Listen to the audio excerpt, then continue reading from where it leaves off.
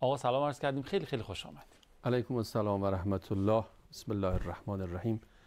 عرض سلام و ادب دارم خدمت بینندگان عزیز و ارجمند و آرزوی بهترین ها و آرزوی قبولی اعمال و عبادات در این روزهای پایانی ماه شریف شعبان. الهی آمین، الهی آمین ان شاء الله. خب من می‌خواستم تقاضا بکنم اگه امکانش باشه یه چکیده جمع و جوری از کل آن چیزی که تا به حال در یاد خدا از شما دریافت کردیم پیرامون موضوع مهم استقامت در قرآن کریم ارائه بفرمایید برای اون دست از بینندگانی که مخصوصا از ابتدا همراه نبودن تا بعد انشالله در ادامه مباحث جدیدتون بشنویم استفاده کنیم. بله، موضوع کلی ما که همون بحث استقامت بله از نگاه قرآن کریم هست و ما در چند برنامه به ابعاد استقامت پرداختیم. یکی راجع به این که اساساً چرا ما باید همواره دچار یک هجوم و هجمه‌ای باشیم که مقاومت و استقامت میطلبه، که عرض کردیم این ریشه در خلقت انسان داره و از روز نخست خدای متعال انسان رو وقتی آفرید شیطان به جنگ انسان آمد، تلاش کرد که انسان رو فریب بده و به خاطر حسادتی که داشت نمیخواست انسان به مقام خلافت اللهی برسه. لذا مقاومت در برابر هجمه شیطان جزو عرض کنم که لا ینفک این نظام عالم خلقت هست. درست. بعد راجع به این صحبت کردیم که خب برای اینکه در این مقاومت و استقامت موفق باشیم از چه ابزارهایی میتونیم کمک بگیریم.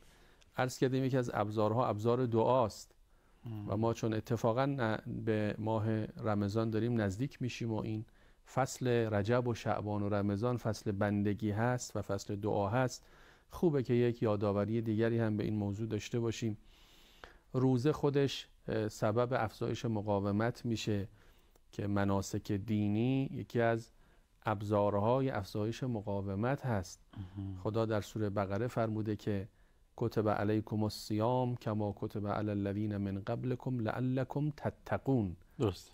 اصلا رسیدن به مقام تقوا. تقوا یعنی چی؟ یعنی مقاومت در برابر جاذبه های شیطانی. اونجا هم باز مقاومت. آدم با تقوا یعنی آدمی که باید مقاومت کنه. بله دیگه، آدمی که پاش به این سادگی نمیلغزه. میگه روزه بگیر تا با تقوا بشی، یعنی مقاوم بشی. حالا عرض کردیم شیطان گاهی شیطان درونه، گاهی شیطان بیرونه. حجمه او و جذابیت کاذبی که ایجاد میکنه گاهی در عرصه اخلاقی، گاهی در عرصه فرهنگی، گاهی اقتصادی، گاهی سیاسی. مقاومت در برابر تمام این جذابیت‌های دروغین اسمش تقواست. روزه میتونه به انسان این ارزش معنوی رو ببخشه.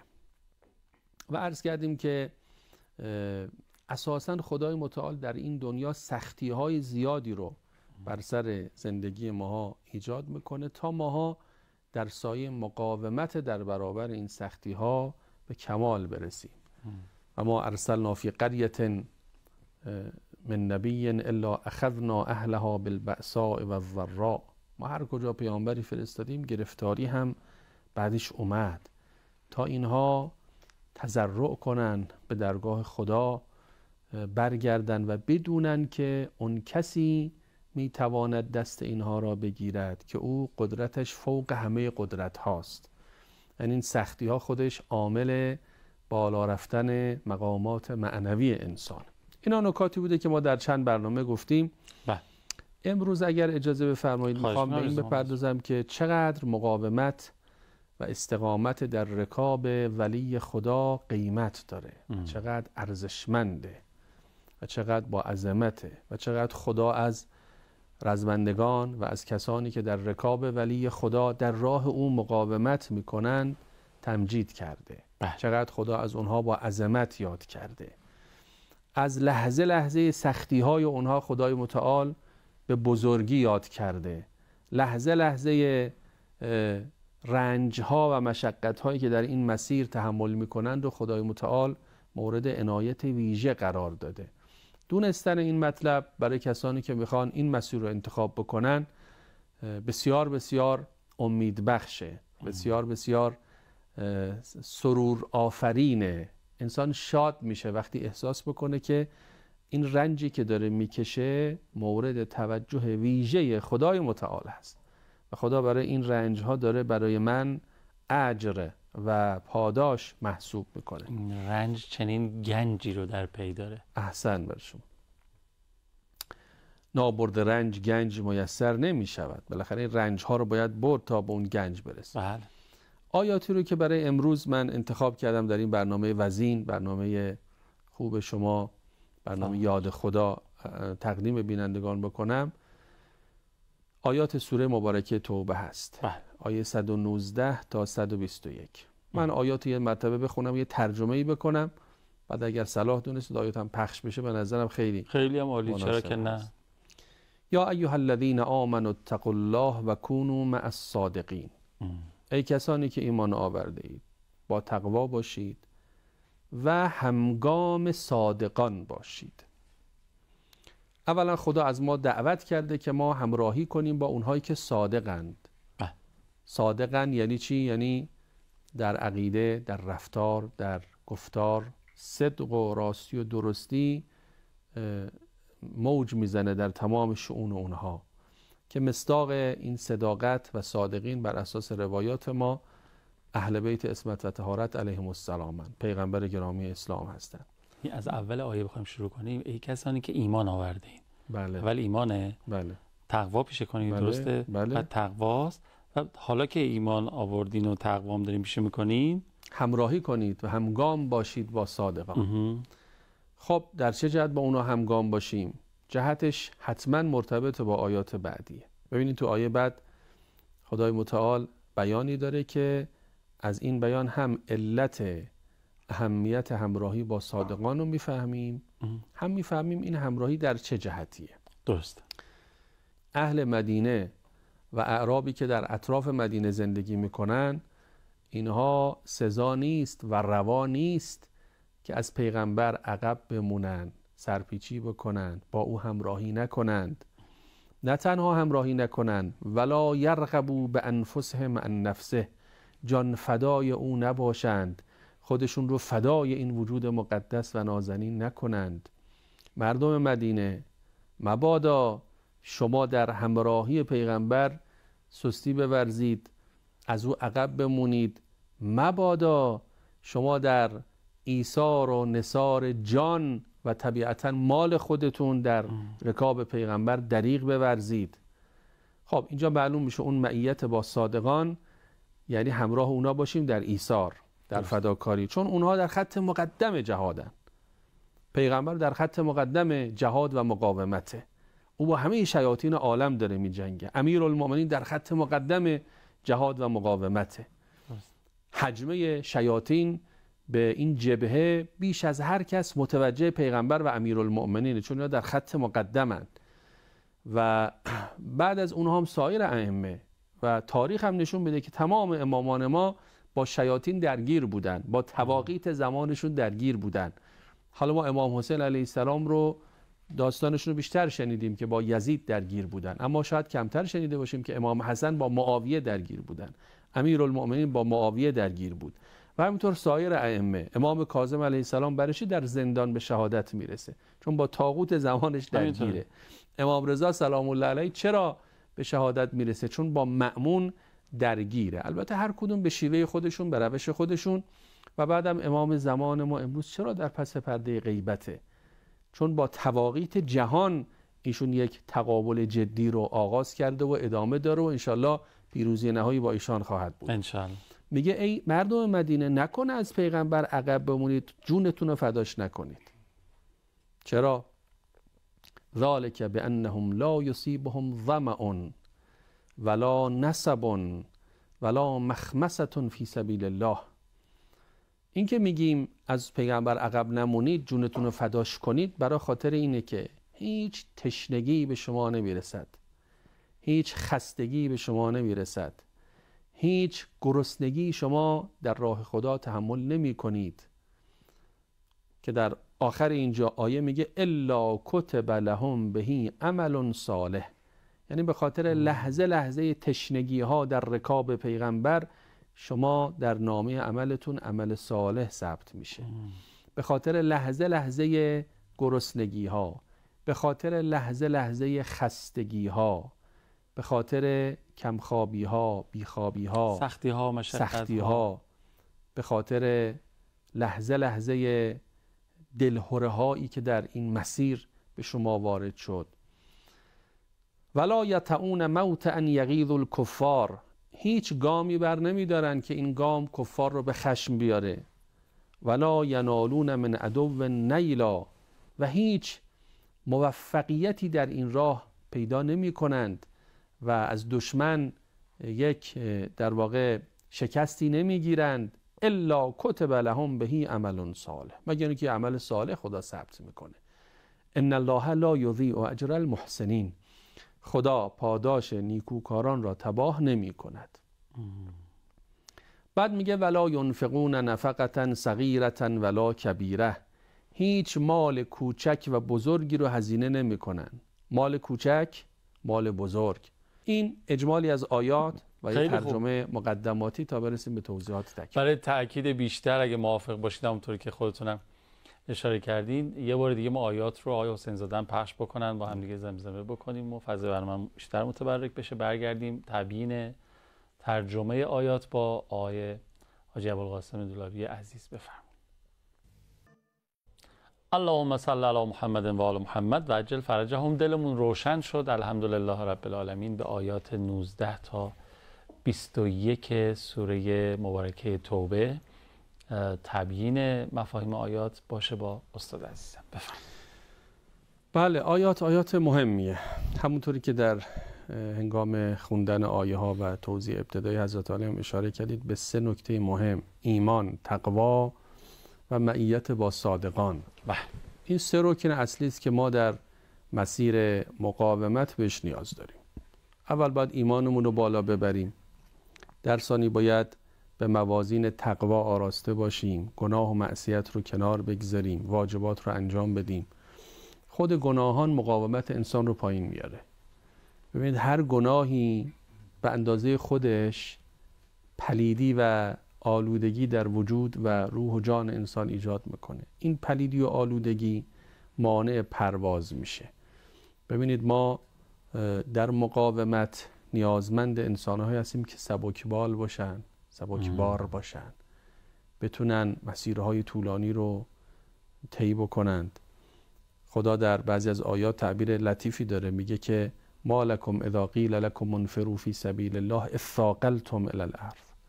چیه وقتی میگیم کوچ کنید در راه خدا، حرکت کنید، برید بپیوندید به صف مجاهدان، شما مثل اینکه سنگین میشوید و مثل یه بار سنگینی که رو زمینه نمیشه بلندش کرد. این وزنه رو دیدی، وزنه بردار با چه سختی اینو بلند میکنه. انگار مثل یه وزنه‌ای که رو زمینه نمیشه بلندش کرد، تکونشون نمیشه داد بعضیا رو. اما بعضی اونقدر سبکبارن و سبکبالن. خدا درباره بندگان خوب خودش یه تعبیری داره، سوره توبه میگه از سائحون. سائحون یعنی سیاحت، یعنی جهانگردی. نه جهانگردی معنی که امروز مرسومه، یعنی کسانی که انقدر سبکبالن خیلی راحت حرکت میکنه. یه دفعه میگن آقا باید بری الان عراق، اونجا مأموریتی هست. ببینی به 3 حرکت خودشو میرسونه به عراق. آقا الان باید در سوریه باشی، چشم. شهید سلیمانی اینطوری بود دیگه، اصلا وزن نداشت به نظرم. بله، انگار مثل پرکاه حرکت میکنه سریع. آقا باید در یمن باشی، میره یمن. باید در عراق باشی، در سوریه باشی، در افغانستان باشی، در لبنان باشی، تهران باشی، مشهد باشی. تقوا باعث می شود انسان سبکبار بشود و سبکبال بشود و بتونه پرواز کنه. گناه موجب سنگینی میشه. اسر به گناه توی فرهنگ روایات ما گاهی اسر گفته شده. اسر یعنی بار سنگین. ولا تحمل علینا اسرا کما حملته علی الذین من قبلنا. وزر گفته شده. وزر به معنی باره. گناه باره. گناه باعث میشه انسان نتونه پرواز بکنه. ولذا تقوا که بیاد انسان میتونه سبکبار و سبکبال زود در مسیر هدفی که براش ترسیم شده حرکت بکنه. چون بالاخره این کارها کارهای سختی است. این کارها جاذبه های مادی توش نیست. کارهای جهادی، کارهای عرض کنم که در مسیر حمایت و هدایت اولیاء خدا داره انجام میپذیره. این کارها کاری است که جذابیت مادی نداره. اونی که آدمو میکشونه انگیزه های الهیه. کیا میتونن انگیزه های الهی رو در وجود خودشون زنده نگه بدارن و به واسطه این انگیزه الهی بلا فاصله تا فراخوان داده میشه بشتابن و بدون؟ اونایی که تعلقات مادی و سنگینی ها و وزنه ها به دست و پاشون آویزون نباشه، که این گناهان همش تعلق مادیه. تمام گناهان تعلق مادی میاره. چیزی که به زمین چسبیده رو کندنش سخته دیگه. بله. به هر میزان استکاک با زمین کمتر میشه اون راحت تر از زمین بلند میشه. میزان چسبندگی ما به مادیات. باریکالله. حالا کلمه زمینم کنایه از مادیات. عرضم همین بود. باریکالله، احسن. چون مادیات و اونچه که مربوط به عالم مادی و لذائذ مادی هست، اینا حالا یه وقت هست زنه، یه وقت هست بچه است، یه وقت هست خود قرآن اینا هم گفته، یه وقت هست بله دیگه، قل ان کان آباؤکم و ابناؤکم و ازواجکم و عشیرتکم و اموال اقترفتموها، حسابای بانکیتون، دلارتون، سکتون، و تجارتون تخشون کسادها، عرض کنم که تجارتی که نگرانید کساد بشه، و بالاخره مرکز بازرگانی و تجاریتون، و مساکن و ترضونها، کاخهایی که ساختید، ویلایی که درست کردید، خونهایی که ساختید، اگه اینا احب الیکم من الله و رسوله و جهاد فی سبیله، اگر اینا از خدا و رسول و جهاد در راه او برای شما لذت بخشتر و شیرین تره، فتربصوا، منتظر باشید. فتربصوا حتی یأتی الله بامره، منتظر یک لحظه ای باشید که اون لحظه برای شما قطعا ناخوشاینده. اون لحظه وقتی میرسه، اون وقت غرق در حسرت و تأسف و حزن و اندوه خواهید شد که من میتونستم به یک چنین مقاماتی برسم، اما بار سنگین تعلقات دنیوی و گناه نگذاشت که من پرواز کنم و با اولیاء خدا در این بلندی های بهشت هم سخن و هم نفس باشم. یه دلیل خیلی منطقی و عقلانی و دو تا چهار تای دیگه هم هست دیگه. من نسبت به جایی که همه آمال و آرزوها و فکر و ذکر و تمرکزم اونجا بوده، خب تعلقم اونجا بوده، وقتی میخوام از اونجا جدا بشم خیلی بیشتر عذاب میکشم تا اینکه آمال و آرزوها و تمرکز و توجه هم به جای دیگری باشه. اگر به جای دیگری باشه دوست دارم برم اونجا به همین اندازه سبک و در جهت اونجا حرکت میکنم. احسن برای شما. ولی وقتی اون نباشه اینجا باشه، خب چسبیدم دیگه، موقع رفتنم هی میترسم، عذابم هی. بله، یعنی میل انسان به کدوم سمت؟ به کدوم سمته؟ به همون سمتی که هست پایینه یا بالا؟ میلش به سمت بالاست. احسن. تا سبک بال نباشه آدم نمیتونه بره.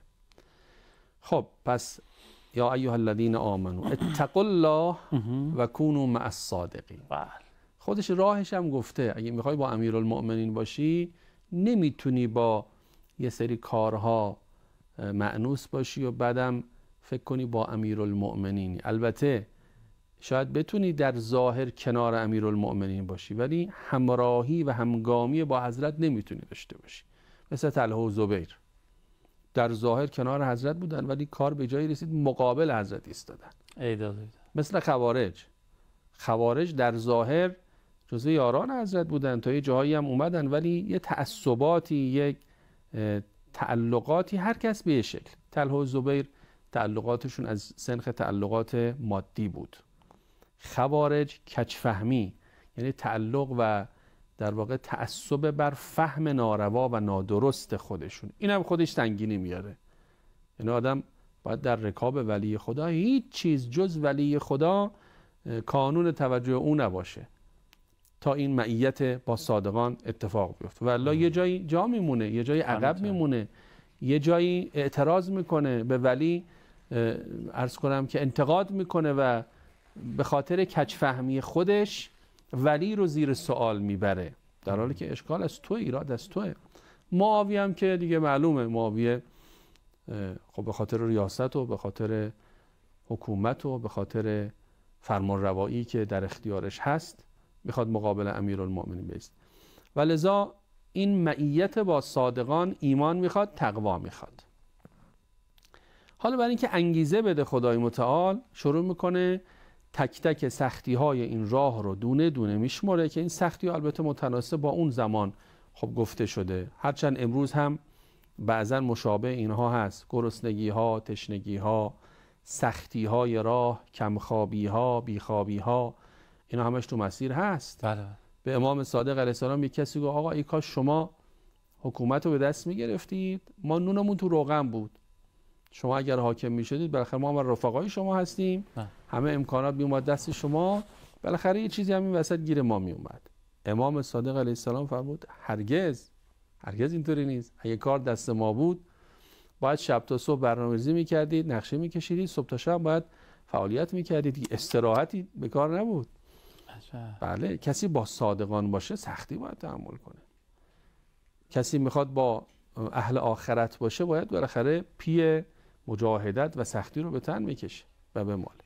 امروز جهاد در رکاب ولی ابعاد گوناگونی داره. فقط عرصه نظامی نیست، جهاد علمی خودش یه جهاده.